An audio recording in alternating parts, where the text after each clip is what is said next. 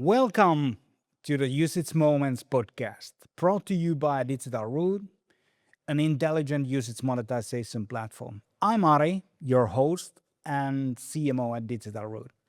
And in this podcast, we talk to the leaders and practitioners navigating the most consequential monetization shift of our generation.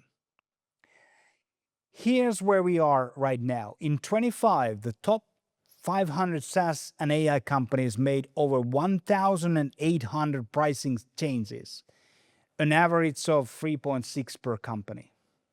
And the reason for that is simple. AI changed the economics overnight. Traditional SaaS run on 80% margins. Adding AI products compresses them by up to 30%.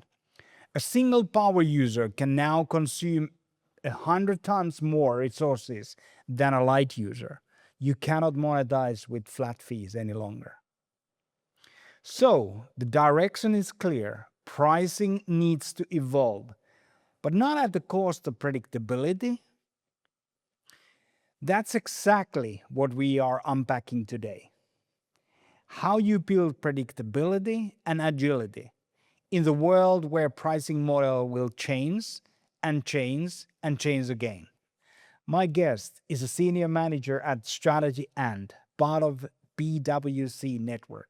He spends his days in the gap between pricing ambition and operational reality. He's seen the transformation at very, very close range. This is my usage moment with Andrea De Franceschi. All right, welcome, Andrea, to the usage moment with me. Um, I'm so excited and to have you for multiple reasons. But before we jump into the real stuff, why don't you give us a short introduction of yourself, your origin story, and what do you do for work, and why do you love the work that you're doing right now? So, give us a little backgrounder of you. Thank you, Ari, for having me. It's a great pleasure to be here today. Say pricing. I'm personally always been attracted by that psychology and the consumer behavior aspect of it. So simply put, is like how people think and consume and how businesses make money. So I entered thinking about pricing at that point where I do believe there is psychology, there's numbers, there's parties feelings.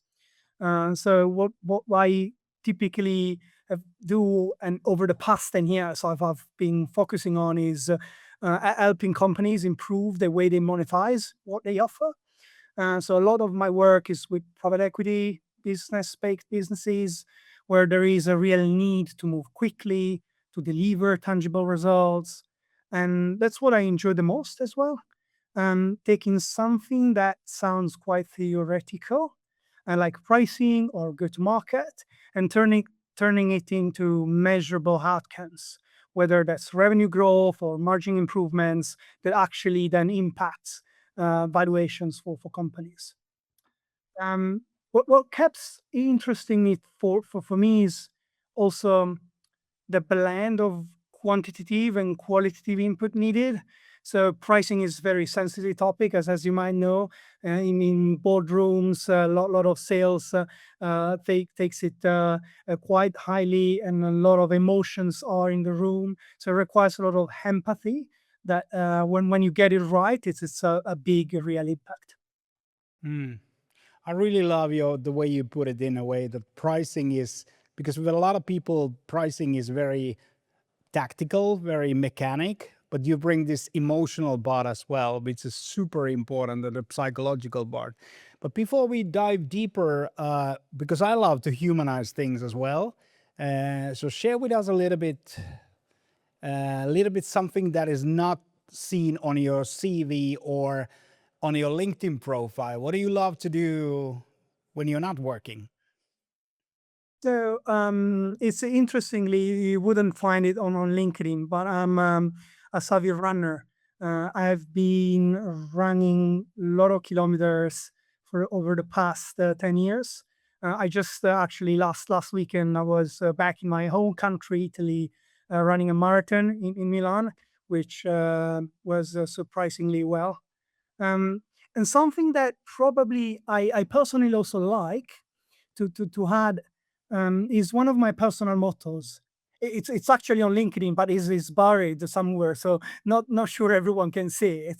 But probably because I've been living in different countries, I've come to believe that it's never too late to ask for help, and also it's never too late to offer it. And this is because changing different countries, been living in 5 class by now. Every time I started somewhere new, I realized that I didn't have all the answers. So I needed to rely on other people, sometimes strangers. Yeah. Do you see any analogy between running marathon and pricing? It's actually a good question. What I always like of it is the long term vision of it. So when you train for marathon, you do a lot of small exercises. Like in pricing, you do a lot of small experiments. But the reality is you are experimenting for the long term, for the long run, the marathon, the actual 42 and 195 meters. So I believe the persistence and the discipline in the training is the same that I see it needs to come with businesses that wants to approach professionally pricing. Right. And you're never ready. I mean, I love the discipline angle. That's what it exactly requires. But hey, Andrea, we are living right now as we speak, which is, of course, the backstory of this podcast as well. We are living through the biggest transformation in monetization, pricing, since we jump from licenses to SaaS models. What is your take on that one? Why, I mean, what do you see as the main reasons for that big transformation that is going on right now? Yeah, it's actually a very hot topic about pricing nowadays, brought up due to the AI transformation.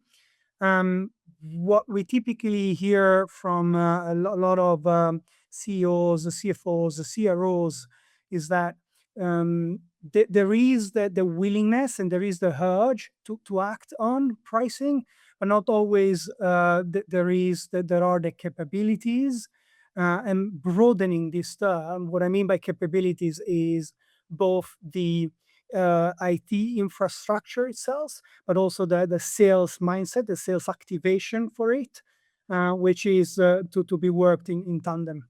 And there's a lot of themes out of it that we can deep dive on what we see in the market working right now. And what surprises me is that how fast we are transforming. And we obviously, as a company, we talk day in and day out with the customers, and they all seem to be in somehow in hurry to change the pricing models and experiment the new ones, simply because of AI. AI monetization is one of the hot topics right now. Do you, when you are discussing with customers right now, what are the biggest hurdles or obstacles or challenges they see in front of themselves right now when going through this transition? Yeah, that's a very good one because there are common themes about the pitfalls and the challenges that we hear. Certainly, the biggest one is around the predictability of revenues. The traditional SaaS model is based on seat based pricing. However, we all know like nowadays AI is automating a lot of the work and implicitly is reducing the need for seats. Therefore, all companies are thinking, okay, what should I do? How should I transform my revenue and be resilient? Therefore, we hear usage-based or outcome-based pricing models are out there. But the biggest theme recurring, particularly from a CFO perspective, is the predictability of such model. And the second other theme, which we found out as part of one of the broader strategy and researches led last year, is about the impact on AI, where 42% of CEOs hasn't seen neither revenue increase nor cost decrease from AI in the last 12 months, which is extremely surprising and really points out to the challenge of, I'm investing on a product, I'm investing on AI, but I'm not sure how to monetize it. That's of course the biggest question in everyone's head right now, and we will sort it out like we have always done. That's not a question, but I want to pick on the word that you mentioned, the predictability. We know that that's a kind of a big spooky thing in the room, in a way that because the SaaS model was so stable, so simple, so scalable, you didn't scale the cost at the same time when you were scaling number of users and subscriptions. So that is obviously changing now. Share us a little bit about, and give us some examples as well, that how do you see companies could fight back and kind of in order to gain back some control and fight against losing the predictability when it comes to revenue side. Yeah, let me share a piece of work we did recently with a professional services software provider who was focused on say financial case management. So they were facing like this common challenge with in the rise of AI. The pricing model was pretty simple, user based. The customers paid to access the platform. And this model worked well historically, obviously, for acquisition purposes. The reality is that product became much more efficient.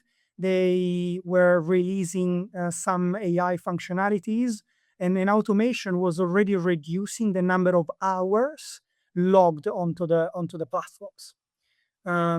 Customers, we hadn't yet seen a reduction in seats, but customers were spending fewer hours on the platform. And at the same time, they were also experiencing more fierce competition, like small new providers that didn't have the same breadth of functionalities, but they were AI native providers that were trying to automate only certain workflows of the entire financial system they were managing. And those AI players were offering more flexible pay-as-you-go models, which made them struggling with the new logo acquisitions. So basically, we needed to align pricing with the value in an AI-driven product. And then basically, we needed to reduce the barrier to entry and make sure that this pricing changes maintain long-term revenue growth. The way we started, we looked at how our value was created, and we looked into the usage at the moment. Because obviously for the same amount of users, there were different customers that were generating completely different volumes of work, creating some sort of disparity in the end. And instead of replacing the model, we introduced a hybrid structure. That's basically the middle ground that we see often companies being more open to. So one part remained a per user fee, providing the predictability and the stability to the revenues. And alongside that, we added a pay-as-you-go usage-based component, which was able to monetize the value of actually using the platforms and the value out of certain workflows. The shift, this shift made already a big difference. I've been spoken with the CFO a couple of weeks ago, and they were already seeing meaningful revenue growth in the terms of 3 to 4%. I mean, this is very early stage. In terms of AI, we included some of the functionalities within the packages, and some others we deemed more of an add-on to be sold separately. And this is because those some of the AI functionalities were more catered for specific and complex organizations, and therefore it was clear that we would have monetized them outside the good, better, best structure. That's a good example, and I see that will be most likely with a lot of customers the first step into this more usage-based monetization era that we are living right now. So, but I want to dive a little bit deeper into that one. So, if we're expecting that to be the new norm in a way, what are the typical capabilities that you require in order, because complexity is increasing for sure.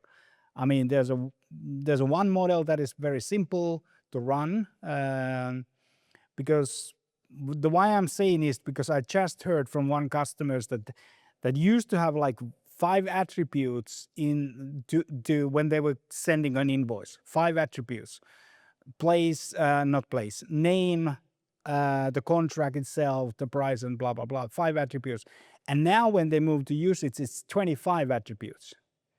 Adding to the talking about the complexity increases. So what are the challenges that you hear mostly that companies are kind of facing when they are transforming?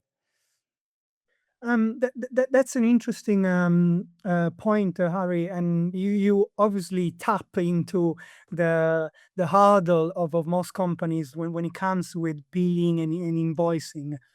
And if I were to summarize the key capabilities that I feel we work most with our clients are is one is definitely what I would call more the sales activation, the sales training.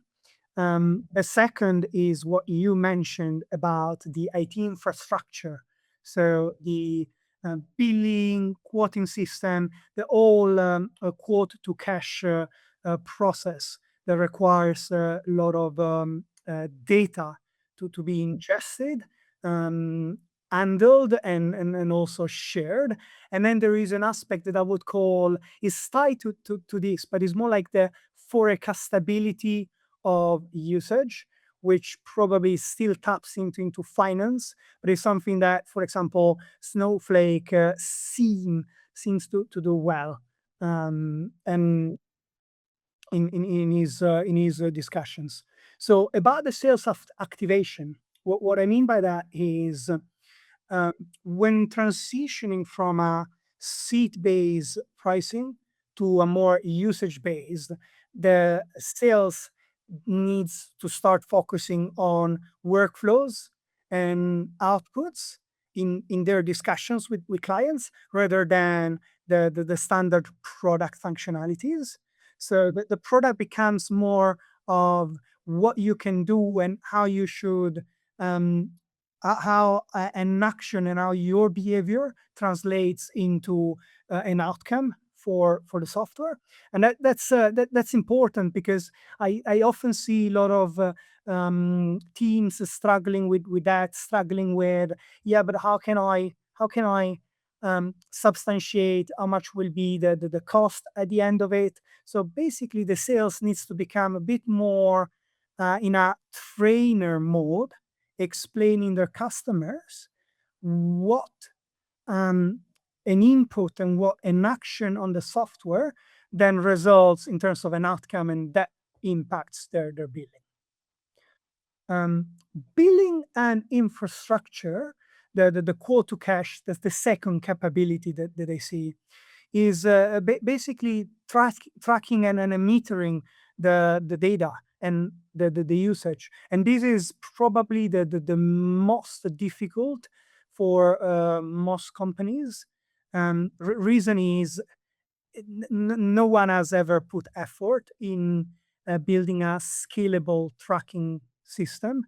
And therefore, if earlier in a traditional seat-based pricing, you just needed to count the number of accesses, now you need to start thinking of pointing and tracking every single action through the software. So it's in the scheme of millions of interaction for each per user. And in there, obviously, tools like yours is something that typically helps. I just want to pause a few more seconds on the forecastability aspect. And this is because I was reading a bit of the I mentioned Snowflake is because in their financial statements they really mentioned that they have a large remaining performance obligations outstanding, and they consider these as contracted revenues. Despite is something that it needs to be recognized. It needs to be recognized in the future. The way they look at it is that they have put a lot of effort in analyzing historical consumption patterns so that it really gives them the capability to forecasting to the future how much usage will happen and therefore create a bit of predictability in terms of how much revenues they will generate over time. Mm. That's a very interesting point, because now we are shifting again, comparing to the previous era of a subscription and seat based, where your forecasting was based on, okay, number of users we are forecasting to acquire, and then there was a churn rate, and those were the two elements of forecasting. Now it gets really a different league, so to say, when doing the usage-based forecasting. Super important capability, definitely. Otherwise, and it's a kind of a related to the predictability. If you don't have that proper forecasting capability, you feel like I'm losing control, and that's obviously not interesting, or not a good outcome of this transition. Hey, The reality, Ari, just to add on this, we shouldn't forget and discount that here we are in early stage of a big transformation. So is a kind of as normal as it should be. Companies do not necessarily have yet the infrastructure and the forecasting capabilities, and also a lot of historical data to build to build models that will uh, create what will happen meaningfully into the future. mm. And another big fundamental shift is also from doing it once a month to the real time. And that's another that's another challenge. But like you said, you're right. You're absolutely right, and that's why people like you are needed to do the advice and to get us through the transition period that we are living right now. One angle that came to my mind is also, especially in the AI monetization, is the token and credit based. Because a lot of companies are thinking that, okay, I sell a million tokens or credits, which is kind of a prepaid model from the good old telco days as well. So you prepaid, and that's a kind of a one mechanism to bring the predictability. Have you been advising or working with the credit based or token based, and what's your take on that in general?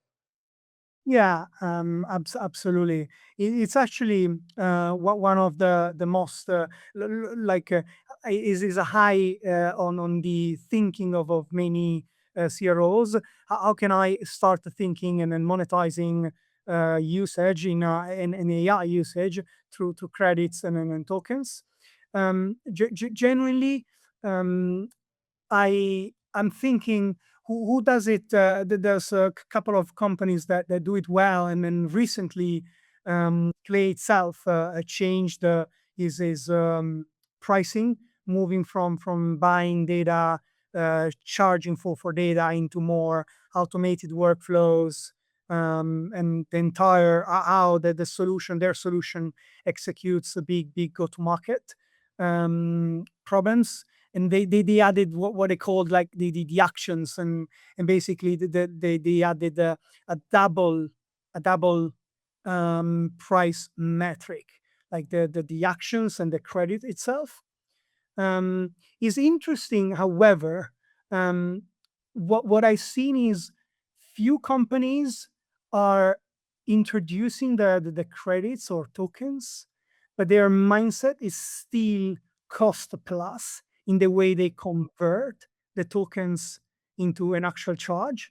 So they always start from the AI compute cost, and then they make some sort of conversion, and out of that conversion, they decide what would be the charge per token. And I think is where here is where we worked with different providers, understanding, okay, how actually the token shouldn't necessarily reflect the cost, the underlying cost of running the AI functionality, but should actually reflect the value of the workflow that you are automating. That is also, funnily enough, I was just coming out from a meeting where we're talking about this, in practice, that if you follow this cost plus, which is natural starting point, I mean, that's what people want to get first control over the cost and them and protect the margin, right?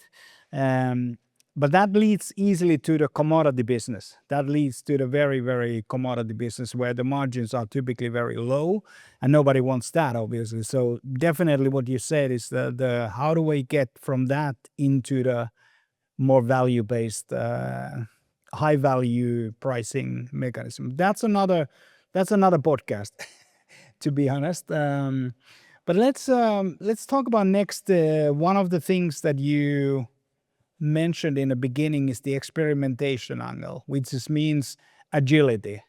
I just read an article, or actually research, that says that on average, a SaaS company, I think it was, well, 1,000 SaaS companies, and they calculated how many times they have recently changed the pricing model.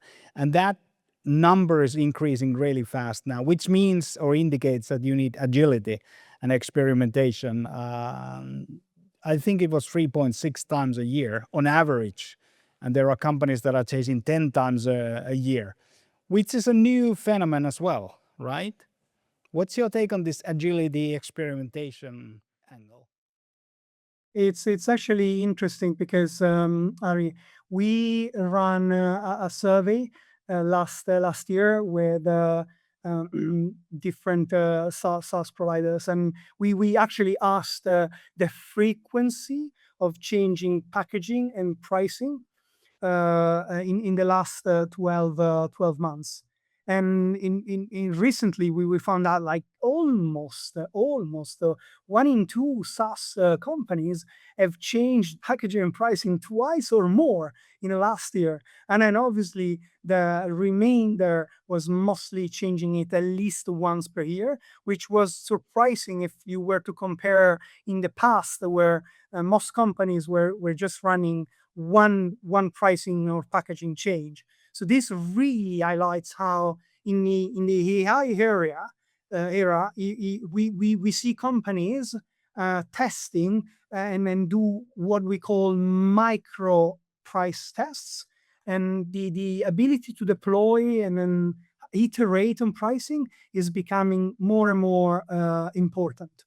So we were discussing actually with a prospect, a client, on an engagement, and they were asking, we don't want to have these one-off single project that happens just over the course of 8 to 10 weeks.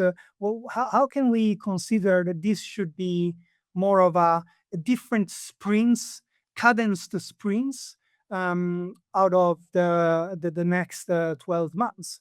So we needed to think of how we can do some price tests, looking into the pipeline, requiring what is the flexibility from a product perspective to actually switch on and off certain features, to see whether there is any change in interest from the customers.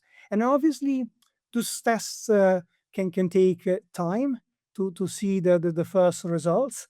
So it's very important that the companies start now thinking of, okay, what are my hypotheses? What do I believe that I need to be implementing in the next 6 to 12 months, and start now with the micro tests, basically decoupling potentially the packaging changes to the pricing changes, and start thinking how those impact, for example, the billing, the way I communicate the value to the customers, and the way I will spit out the quote for new prospects, and as such, in order basically to be ready.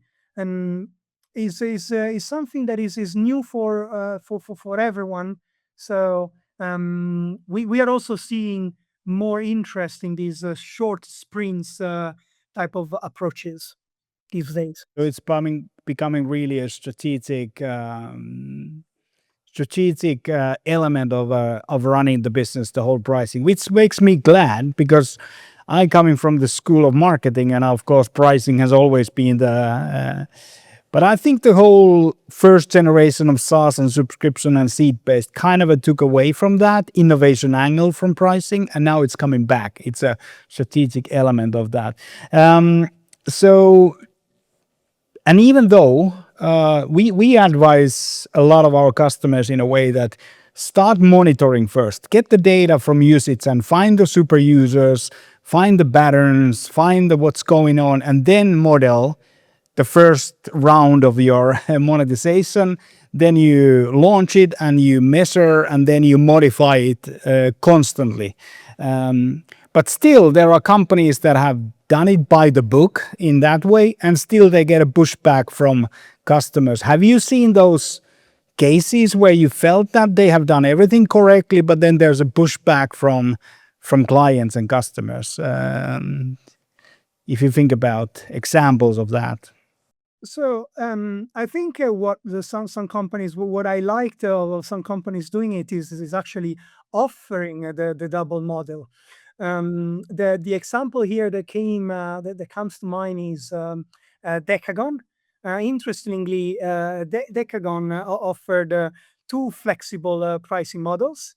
Both the full pay as you go, and something that is more with pre-committed bands, where customers can select how many credits they want to purchase, and the response into the market. I think there was also a newspaper release from one of their stakeholders, is that majority of the customers decided to take the pre-committed, more the stable type of pricing. So even though probably they ran micro experiments, they had a cohort-based approach to test the different prices.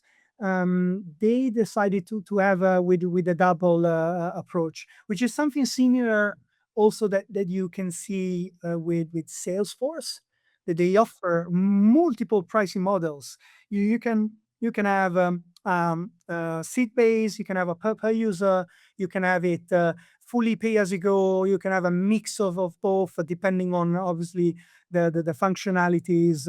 But is a clear sign that despite the quantity of data and the experiments that they have run, customers are intrinsically like very specific, and not everyone wants one model over another, which requires you to be extremely flexible in the way you are approaching pricing. Yeah. Good old saying, people love options. Yeah, Applies yeah. here. People really love options in general. I have to say, yeah, there's a company Figma, which is a great company. I will look up to that one, and they did everything by the book, like I explained, monitoring first, identifying what might work, and they modeled. But there was a pushback from customers, and they needed to very in an agile manner. Kind of adapt to that one, which is a good example of that. Um, okay, let's talk about the what do you see when we look now forward into the future? Of course, everyone is talking about outcome based. That is that the ultimately the end game that we are in an outcome, which I don't believe, because the world will be more diverse in many ways. That there's we will never go back to the old way of the SaaS was pricing like 95% of companies using the same model basically. So the diversity is there. How do you see the future now? Where are we going next with the pricing and monetization and all of that? Yeah, yeah, and you are probably right. At least I get along with your thinking here, Harry. That outcome based model is the greatest. Is probably is the end destination, but we are quite far from it. I can probably mention just a couple of examples. Obviously, Intercom and yeah, obviously Intercom and Fiin have pioneered with their um, per resolution type of pricing. We recently discovered Prosper Ops. It's a spend management solution that has been acquired by Flexera. Is a company private equity baked. So it's a great example that even private equity companies can buy into those more innovative pricing models. And for their autonomous discount management solution, they have both a price per resource, a bit more traditional, but they have also share of savings. So basically, Prosper Ops takes a small percentage of how much savings in the spend of companies are generating, which is a win-win solution. Because if by using the platform I'm able to save X pound on my monthly spend, I'm happily to pass over a share of that to the platform. The reality is that I see outcome-based model working in some sub sectors, but the majority of SaaS is still thinking of, okay, how can I transition from a seed base? So for me in the future, hybrid pricing will become a bit of a default structure. Basically, it's the right conversion. Like it's a conversion between the old model, which gives us stability and revenue um, predictability, with what the AI is generating. So a lot of usage and a lot of value. So that the consumption aspect, that certainly is where I would bet in the upcoming 12 months. Mm. And building on that question, talking about the whole transition now, of course, the front runners are the SaaS companies, high tech companies that are monetizing AI, which is the force that is kind of requiring this transformation now. How do you see more traditional industries, logistics, manufacturing, all of that? will we see the same type of transition now? The reason why I'm asking this is typically there's a halo effect. When one part of the world is moving to new monetization, people learn that, and I call it liquid expectation. They kind of go liquid across the industries, and they affect other industries as well. How do you see how multi-industry trend the whole thing is? It's actually interesting.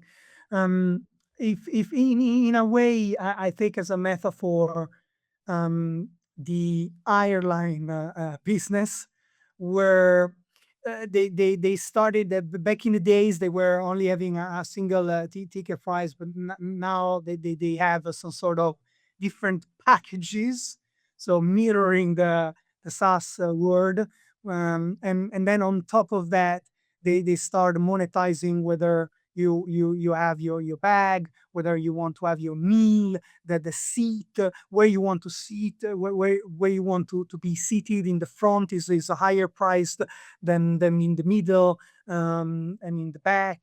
So there are analogies that we could draw with other industries.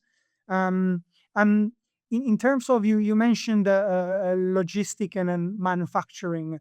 um, like the manufacturing is interesting because I think back 3 or 4 years ago, I was looking into what Siemens did for their chain and then wheel solution, where they moved from selling the spare parts of that process as a single products to start selling the entire maintenance for the machines as a solution, as a service, and start the charging basically for the uptime of the entire machine. So I think that there are other industries that do have a usage mentality and outcome mentality in the way they are actually pricing.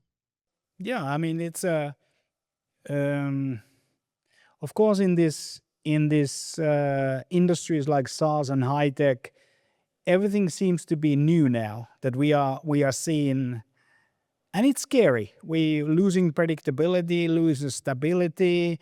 We have all seen the share prices now for the SaaS companies dropping and sinking, which is kind of the panic effect of all of this. But at the same time, like you said, there are multiple industries that have been usage based, outcome based since day one. I mean, Yeah, just came to mind also. Sorry, it just came to mind also that the mobility. Think of back in the days, everyone was used to own a car, and not nowadays. Instead, the model has fully shifted into this more usage type of mobility as a service, with the car sharing and as such, where you basically pay per mile, pay per the time spent in the car, the fuel. So there are the industries that have already made that shift and has been a quite successful shift. So I do expect SaaS to come there sooner than the later. yeah, yeah. I mean, I think the good example, of course, we as a company, and this is now a little bit the bragging moment, but we've been 25 years of doing usage and outcome based monetization for industries like media, telecom. So there's nothing new in that sense. And what we advise is to learn from the best, how they built the architecture, how they built their processes, and we will see the same thing. Okay, hey, Andrea, the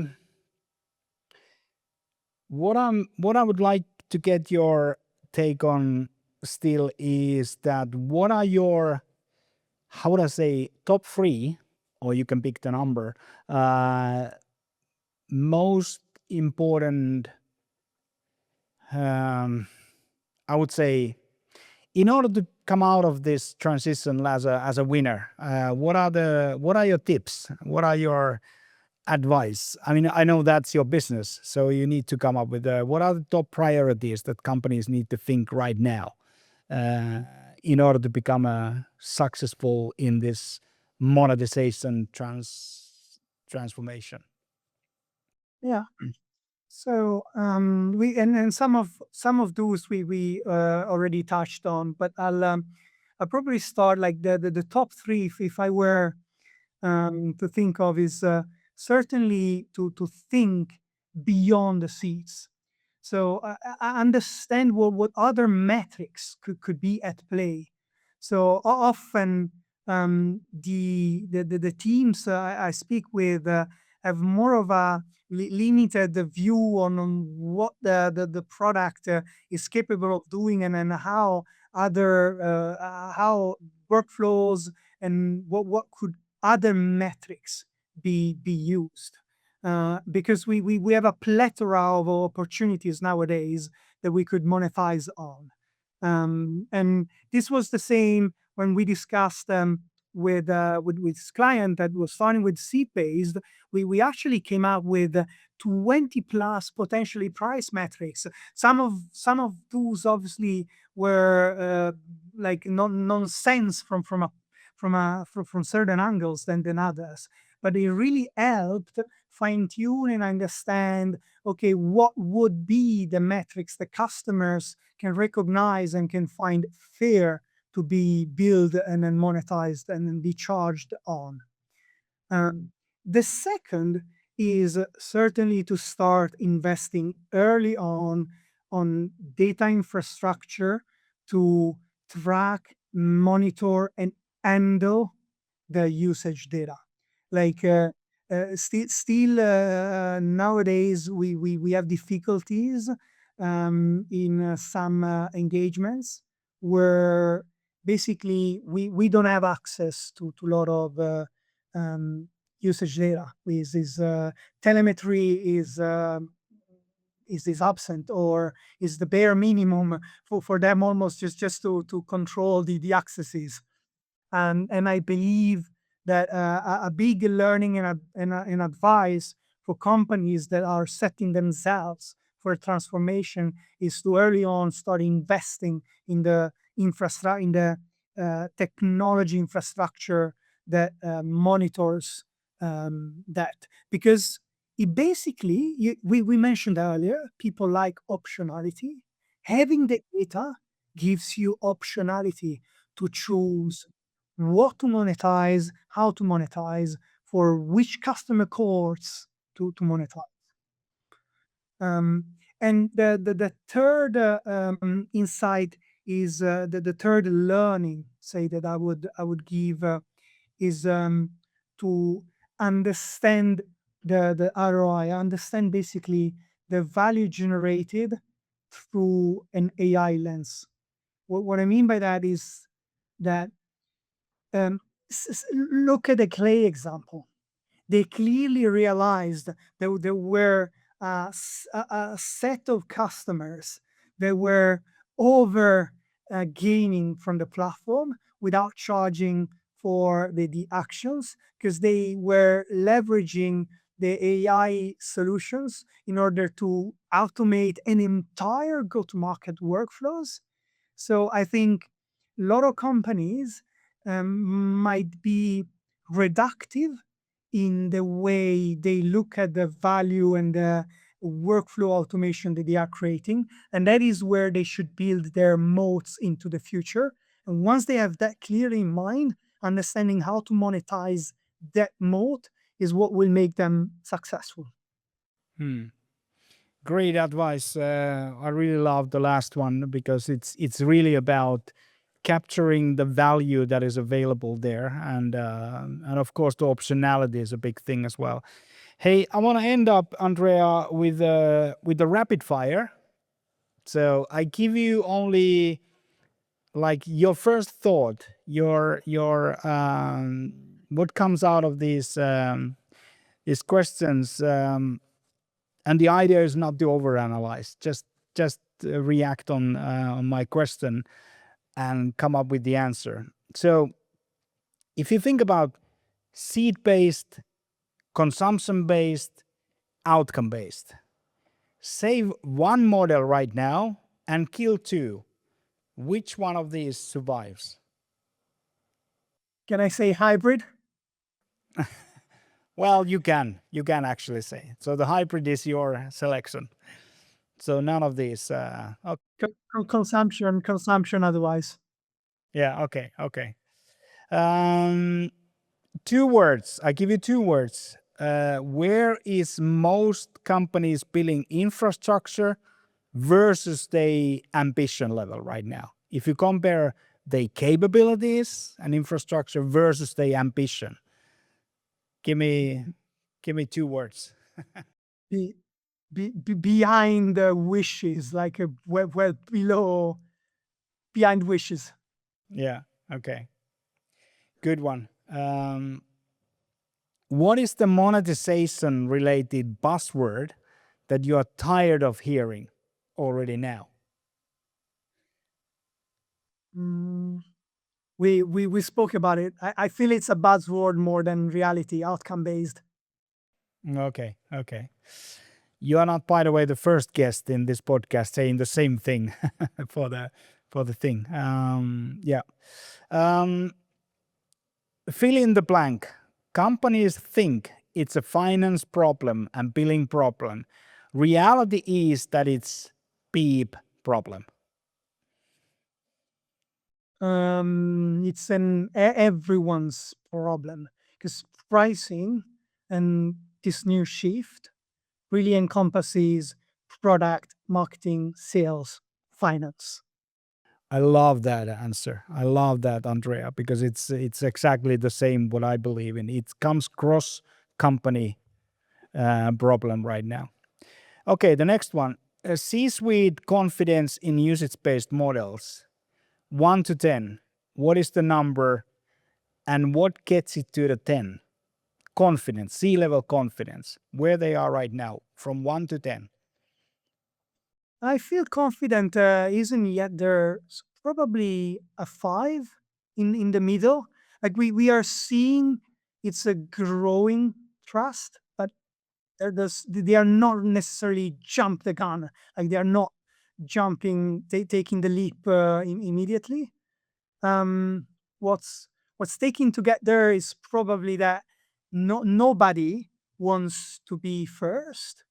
In reality, time and poor financials will inject the gut for the change. So will help the C-suite to be a bit more brave into the transition.